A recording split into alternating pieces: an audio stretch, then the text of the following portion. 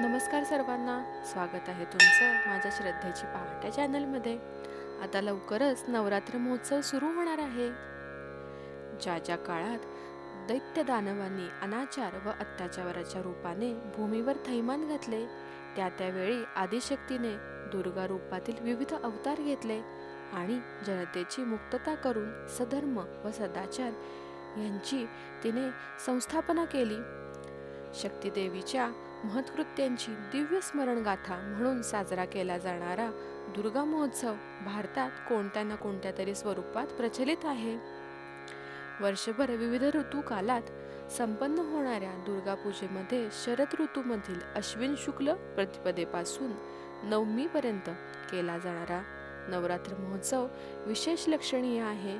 कारण श्री दुर्गा सप्तशती ग्रंथातील शरदकाले महापूजा क्रियते याच वर्षिका ह्या मंत्रानुसार देवीनेच ह्या शारदीय महोत्सवाचे महत्त्व निर्धारित केलेले आहे. शारदीय महोत्सव संपूर्ण भारतातील बहुतेक कुटुंबात कुळधर्म स्वरूपात संपन्न होतो.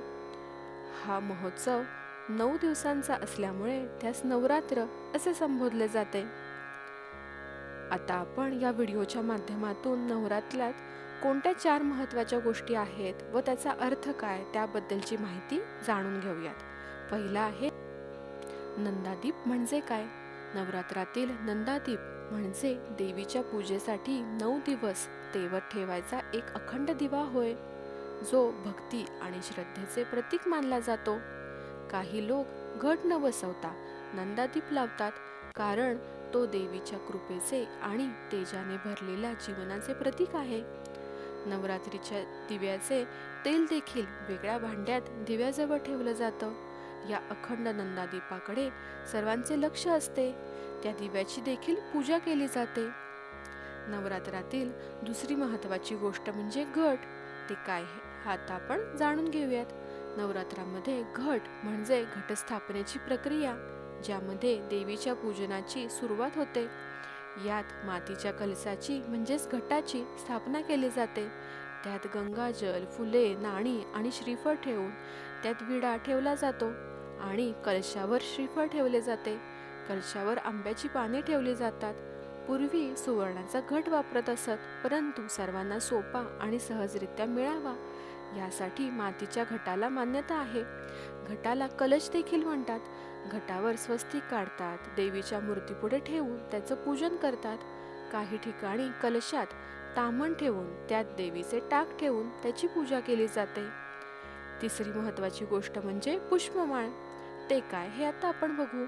नवरात्रामध्ये देवीला फुलांच्या माळा वाहण्याची प्रथा आहे, ज्यात दररोज वेगवेगळ्या फुलांच्या माळा वाहिल्या जातात. काही प्रथांनुसार शेवंती, सोनचाफा, अनंत, मोगरा, चमेली, तगर आणि इतर विविध प्रकारच्या फुलांचा वापर केला जातो. परंतु हे समाजावर आणि परंपरेवर अवलंबून आहे. देवीच्या प्रतिमेवर किंवा घटावर येईल अशा नागवेलीची म्हणजेच विड्यांच्या पानांची 7, 9 किंवा 11 अशा विषम संख्यामधील पानं घेऊन त्याची एक माळ टांगली जाते. अशा प्रकारे नवरात्रीचे पुढील दिवस फुलांच्या जोड माळा वाहतात. यासाठी झेंडूची किंवा तिळाची फुलं वापरतात, परंतु ते शक्य नसेल तर उपलब्ध फुलांची माळ वाहावी. ही माळ जोडमाळ 9व्या दिवशीपर्यंत तशीच ठेवली जाते. पुढील आहे नवरात्रातील शेत म्हणजे काय. घटस्थापनेला मातीचा ढीग करून त्यावर धान्य पेरून देवीच्या मूर्तीसमोर मांडला जातो. या शेतामध्ये ज्वारी, गहू, तांदूळ किंवा ज्वारी आणि गहू यांसारखे धान्य पेरले जातात आणि या शेताला घटस्थापनेच्या वेळी लावले जाणारे बीज मानले जाते. शास्त्रानुसार वेदिकाय नमः या मंत्राने शेताची पूजा करतात. त्यानंतर त्या शेतात 7 प्रकारची धान्य हळदीच्या पानाने भिजवून सप्तधान्यभ्यो नमः असं म्हणतात आणि पेरतात. नंतर पर्जन्याय नमः हा मंत्र म्हणत पाणी शिंपडतात. नवरात्रात नंदादीप, घट, पुष्पमाळा व बीजारोपण ह्या 4 महत्त्वाच्या गोष्टी असून त्या कोणत्या ना कोणत्या तरी तत्वाचे द्योतक आहेत. ह्या अनुषंगाने नंदादीप हे ज्ञानमयी देवीचे, घट हे आपल्या नाशवंत देहाचे, घटातील जल हे त्यातील चैतन्याचे, पुष्पमाळा हे सत्कार्याने सुगंधित झालेल्या मानवी जीवनसूत्राचे, तर बीजारोपण हे नवनिर्मितीचे प्रतीक आहे. आता आपण या व्हिडिओच्या माध्यमातून नवरात्रातील 4 महत्त्वाच्या गोष्टी कोणत्या आहेत, त्याचा अर्थ काय आहे, हे आपण जाणून घेतलं. जर का तुम्हाला माझा हा व्हिडिओ आवडला असेल तर माझ्या चॅनलला लाईक, शेअर, सबस्क्राईब नक्की करा आणि बेल आयकॉनवर क्लिक करा, म्हणजे नवीन व्हिडिओचे नोटिफिकेशन्स तुम्हाला येतील आणि तुम्ही एकही व्हिडिओ मिस करणार नाही. माझा हा व्हिडिओ बघितल्याबद्दल धन्यवाद.